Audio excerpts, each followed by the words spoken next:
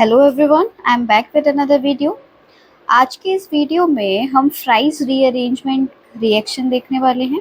आपके phenol chapter में ये एक बहुत ही इम्पॉर्टेंट रिएक्शन है और इसकी मैकेनिज्म भी अक्सर क्वेश्चन में पूछी जाती है, पेपर में पूछी जाती है। उसके अलावा अगर मैकेनिज्म आपका रिटन पेपर नहीं है, एमसीक्यू पेपर है, तो आपसे रिएक्शन भी पूछी जाती है। डिफरेंट कंपाउंड्स देकर आपसे पूछा जाता है कि भाई इसका क्या प्रोडक्ट बनेगा, इस रिएक्शन का आपको क्या रिजल्ट मिलेगा। लेकिन उसके लिए आपको कॉन्सेप्ट क्लियर होना चाहिए कि आखिरकार आपको पता भी तो चलना चाहिए ना कि उस रिएक्शन में फ्राइज रीअरेंजमेंट हो रहा है, तो उसके लिए कुछ कंडीशंस होती हैं और किस तरीके से रिएक्शन होती है, उसकी क्या मैकेनिज्म होती है, वो आपको मैं आज इस वीडियो में समझाऊंगी। बहुत इजी वे में समझाने की कोशिश करूंगी, लेकिन आपको भी थोड़ी सी मेहनत इस चीज़ पर करनी होगी कि वीडियो के साथ साथ एक कॉपी पेन लेकर बैठिएगा और साथ साथ जैसे मैं स्टेप बाय स्टेप बताती जाऊँ, आप भी स्टेप बाय स्टेप करते जाइएगा। चलिए शुरू करते हैं। सबसे पहले देखते हैं कि फ्राइज रीअरेंजमेंट जो रिएक्शन है आपका, वो कौन से कंपाउंड्स दे रहे हैं, या मतलब कौन से टाइप के कंपाउंड्स किसकी प्रेजेंस में कैसे किस तरीके से रीअरेंज हो रहे हैं। तो ये जो रिएक्शन है, मैंने डेफिनेशन लिख दी है। ये जो रिएक्शन है, असल में ये रिएक्शन आपको फिनोलिक एस्टर्स देते हैं। फिनोलिक एस्टर्स का सिंपल सा मतलब है कि जो आपके फिनॉल से एस्टर में कन्वर्ट हुए होंगे कंपाउंड्स, मतलब फिनॉल आपको पता है इस बेंजीन रिंग के ऊपर OH लगा हुआ होता है, तो फिनॉल से जो एस्टर बना होगा वो आपके फिनोलिक एस्टर्स होते हैं। और फिनोलिक एस्टर्स की रिएक्शन या फिनोलिक एस्टर्स को जब हम एनहाइड्रस AlCl3 की प्रेजेंस में रखते हैं, तब आपको ऑर्थो और पैरा हाइड्रोक्सी एराइल कीटोन्स मिलते हैं। और ये सब कुछ आपको, मतलब ये जो आपको प्रोडक्ट मिल रहा है, ये इस फिनोलिक एस्टर के रीअरेंजमेंट के बाद मिल रहा है।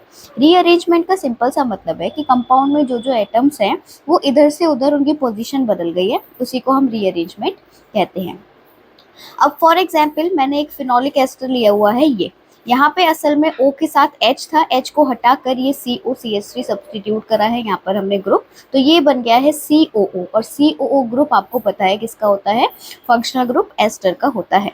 अब ये आपके पास एक फिनोलिक एस्टर है, इसको एनहाइड्रस AlCl3 की प्रेजेंस में हमने हीट किया कुछ टेम्परेचर पर, मान लो 110 डिग्री पर या 160 डिग्री सेंटीग्रेड पर, तब आपके पास एक तो ऑर्थो पे सब्सटीट्यूटेड प्रोडक्ट मिला और एक पैरा पोजीशन पर सब्सटीट्यूटेड प्रोडक्ट मिला। आपको ortho para hydroxy aryl ketone मिलता है।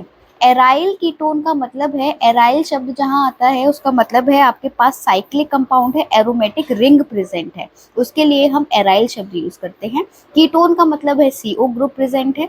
CO ग्रुप को हम प्रायोरिटी देंगे, इसलिए पेरेंट में, मतलब पेरेंट में नाम का मतलब है एंड में हमने कीटोन लिखा है, ठीक है। तो और उसके जो मेन ग्रुप है उसके ऑर्थो पोजीशन पर OH है और उसके पैरा पोजीशन पर OH है। तो ये हो गया आपका ऑर्थो हाइड्रोक्सी एराइल कीटोन, ये हो गया आपका पैरा हाइड्रोक्सी एराइल कीटोन।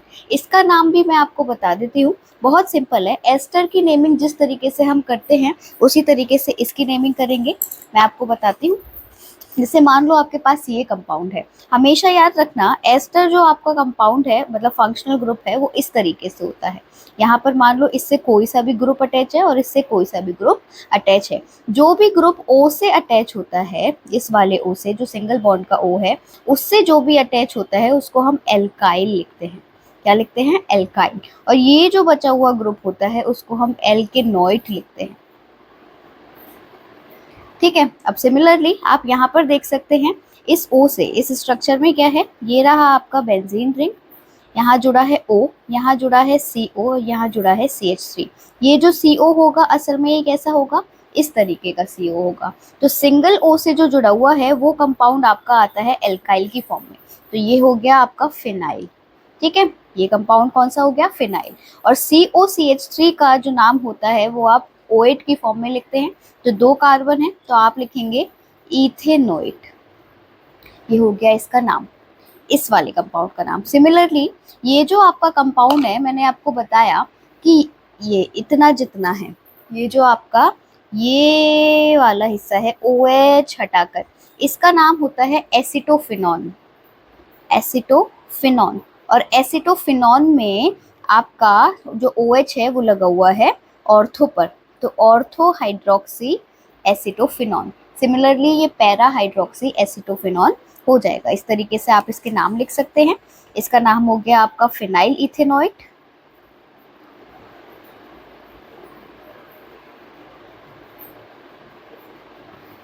ये हो गया आपका ऑर्थो वाला आइसोमर और ये हो गया आपका पैरा आइसोमर। इसके आगे पूरा लिख देना, ऑर्थो हाइड्रोक्सी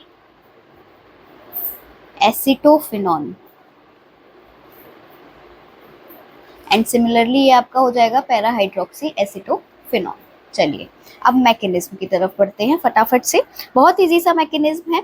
अच्छा, कंफ्यूज मत होना।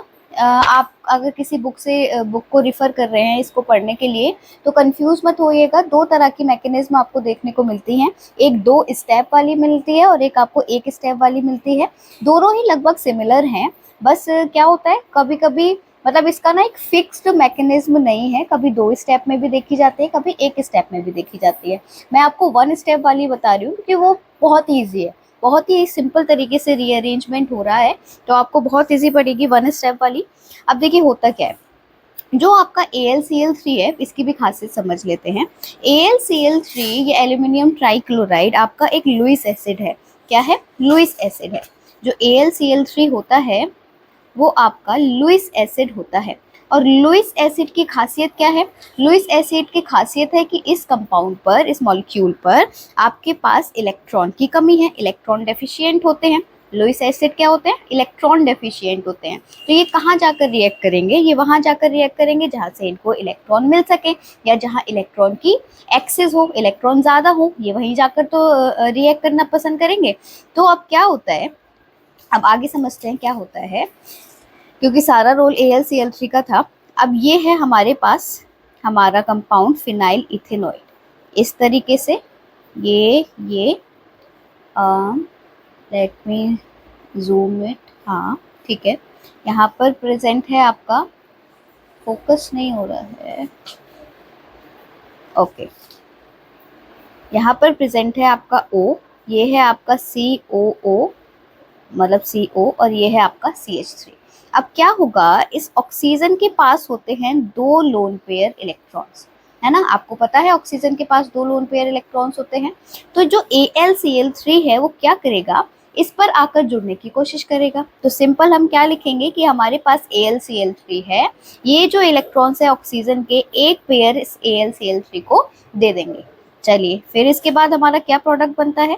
इस तरीके से हमारे पास बेंजीन रिंग थी। एक वेट अ मिनट, पेपर बहुत उड़ रहा था। हाँ, तो इस तरीके से हमारे पास ये रिंग थी। यहाँ पर आपके double bond double bond double bond, क्योंकि अभी तक इसमें तो कोई भी चेंज नहीं आया। यहाँ चलते हैं, ऑक्सीजन, यहाँ पर आपका CO, यहाँ पर CH3, और ये इससे जुड़ गया आपका AlCl3। अब यहाँ समझने वाली क्या बात है कि ऑक्सीजन पर इलेक्ट्रॉन थे, एक्स्ट्रा इलेक्ट्रॉन थे। अब उसने किसी को डोनेट कर दिए, तो ऑब्वियसली ऑक्सीजन के पास क्या होगा, पॉजिटिव चार्ज आ जाएगा, क्योंकि इसके पास इलेक्ट्रॉन कम हो गए, इसने इलेक्ट्रॉन दे दिए। और AlCl3 को एक्स्ट्रा इलेक्ट्रॉन मिल गए कहीं से, तो इस पर क्या आ गया, नेगेटिव चार्ज आ गया। अब क्या होगा, कहानी की तरह समझना कि AlCl3 आकर इलेक्ट्रॉन तो मांग लेता है और ऑक्सीजन से जुड़ जाता है, ताकि उसके Al की जो आउटर मोस्ट शेल है वो 8 इलेक्ट्रॉन की पूरी हो जाए। सही है। लेकिन इस बेचारे ऑक्सीजन पर, जो कि बहुत इलेक्ट्रोनेगेटिव एटम होता है, उस पर तो पॉजिटिव चार्ज आ गया, और ऑक्सीजन पर पॉजिटिव चार्ज आ गया, मतलब भाई अनस्टेबल हो गया। ऑक्सीजन पर पॉजिटिव चार्ज नहीं रह सकता, क्योंकि ऑक्सीजन तो इलेक्ट्रॉन से भरपूर होना चाहिए, इलेक्ट्रोनेगेटिव एटम है। तो अब ये क्या करेगा, और ऊपर से एक और बात देखो कि ऑक्सीजन के बन गए 3 बॉन्ड, तो ये और ज्यादा अनस्टेबल हो गया। ऑक्सीजन तो आपके 2 बॉन्ड्स बनाता है। तो अब क्या होगा, ये जो ऑक्सीजन और कार्बन वाला बॉन्ड है, ये आपस में कर लेते हैं समझौता। ये जो बॉन्ड है आपका, ये ऑक्सीजन को दे देता है इलेक्ट्रॉन, मतलब ये कार्बन अपना इलेक्ट्रॉन भी बॉन्ड का बेचारा कार्बन ऑक्सीजन को दे देता है, ठीक है। और ये निकल जाता है अपना अलग होकर। अब साथ में क्या देखा हमने कि जब ये हिस्सा अलग हो गया, तो इस कार्बन पर पॉजिटिव चार्ज आया होगा, क्योंकि ये अपने बॉन्ड के इलेक्ट्रॉन ऑक्सीजन को दे रहा है। तो इस कार्बन पर भी तो कमी हो गई, इस पर पॉजिटिव चार्ज आया होगा। तो अब यहाँ किसने नंबर मारा, ये जो आपका डबल बॉन्ड दिख रहा है, डबल बॉन्ड जो होता है आपका वो न्यूक्लियोफाइल की तरह बिहेव करता है। न्यूक्लियोफाइल की तरह क्यों बिहेव करता है, क्योंकि भाई इसके पास पाई बॉन्ड है, पाई बॉन्ड है मतलब इलेक्ट्रॉन की एक्सिस है। तो ये जो न्यूक्लियोफाइल की तरह बिहेव करेगा तो ये कहाँ जाकर अटैक करेगा, जहाँ पर पॉजिटिव हो। तो ये आपका यहाँ से जो ये कार्बन निकलेगा, कार्बोनिल जो ग्रुप होता है वो हमेशा इलेक्ट्रोफाइल की तरह काम करता है, मतलब इस पर आकर कोई भी न्यूक्लियोफाइल अटैक कर सकता है। और वैसे भी यहाँ से ये अपने इलेक्ट्रॉन दे के जा रहा है तो इस पर वैसे भी पॉजिटिव चार्ज आ रहा होगा अलग होने के बाद, तो ये डबल बॉन्ड जाकर इस पर अटैक कर देगा, इस COCH3 पर। सही है, इतनी बात समझ आई। तब आगे बढ़ते हैं। अब हमारे पास क्या बना, मतलब ये दो चीज होने के बाद हमारे पास क्या कंपाउंड मिला हमको, ये आपकी थी रिंग, यहाँ पर डबल बॉन्ड, ये डबल बॉन्ड ये नहीं बनाएंगे, ये टूट चुका है। यहाँ ऑक्सीजन, ऑक्सीजन का इस बॉन्ड का टूट चुका है ये, और इसके पास अपने इलेक्ट्रॉन वापस आ गए तो पॉजिटिव चार्ज हट गया। इसके पास बचा है AlCl3, उस पर भी है आपका नेगेटिव चार्ज।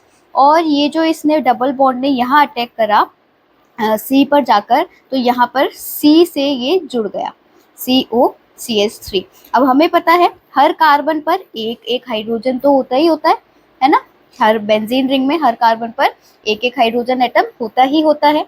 अब एक बात देखना, ये डबल बॉन्ड तो दोनों कार्बन का था ना, तो अगर यहाँ आकर COCH3 जुड़ गया और डबल बॉन्ड टूटा तो इस कार्बन पे तो सारी वैलेंसी हो गई, 1 2 3 4, लेकिन इस बेचारे कार्बन का तो वैलेंसी कम हो गई, 1 2 3, 3 ही रह गया, मतलब यहाँ पर आ गया होगा पॉजिटिव चार्ज, इस वाले कार्बन पर पॉजिटिव चार्ज आ गया। तो क्या होता है, फिर से वही वाली बात कि पॉजिटिव चार्ज अगर कार्बन पर आ गया तो ये भी अनस्टेबल हो गया एक तरीके से, क्योंकि इसको 4 बॉन्ड बनाने थे, तब ये सब ज्यादा स्टेबल रहता है।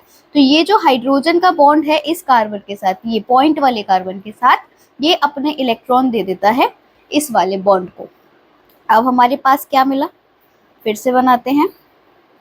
अब अगर ये इलेक्ट्रॉन या इस बॉन्ड के इलेक्ट्रॉन्स यहाँ आ गए तो यहाँ वापस से डबल बॉन्ड आ गया, यहाँ डबल बॉन्ड था, यहाँ डबल बॉन्ड था, और आपका O के पास था AlCl3 नेगेटिव, और यहाँ लगा हुआ है आपका COCH3, और यहाँ माइनस हो गया आपका H पॉजिटिव, क्योंकि हाइड्रोजन के जो इलेक्ट्रॉन था वो तो वो दे गया, डोनेट कर गया, तो H के ऊपर पॉजिटिव चार्ज आ गया, एक आपका प्रोटॉन निकल गया है। अब क्या होगा, ये जो आपका AlCl3 है इस पर ये नेगेटिव चार्ज नहीं संभाला जा रहा, क्योंकि AlCl3 ऑब्वियसली एक लुईस एसिड है, तो उस पर नेगेटिव चार्ज रहेगा अगर, तो वो अनस्टेबल हो जाएगा, है ना। तो ये क्या करेगा, यहाँ से एक Cl को माइनस कर देगा, और वैसे भी थोड़ा स्टेरिक इंट्रेंस ज़्यादा हो रहा है, 3 Cl एटम है, ऊपर से इधर ऑक्सीजन है, और जो आपका एल्यूमिनियम है वो भी एक इलेक्ट्रोपॉजिटिव मेटल माना जाता है, तो वो ये नेगेटिव चार्ज नहीं संभाल पाएगा, अनस्टेबल हो जाएगा। तो यहाँ से हम कर देंगे -Cl नेगेटिव, मतलब एक Cl नेगेटिव हम हटा देते हैं। तो आपके पास बचता है अब यहाँ पर आपका COCH3 है, double bond double bond double bond O, और O के पास बचा है AlCl2, ठीक है। और वैसे भी यहाँ हम जब देख रहे थे तो एल्यूमिनियम के ना 4 बॉन्ड्स हो रहे थे।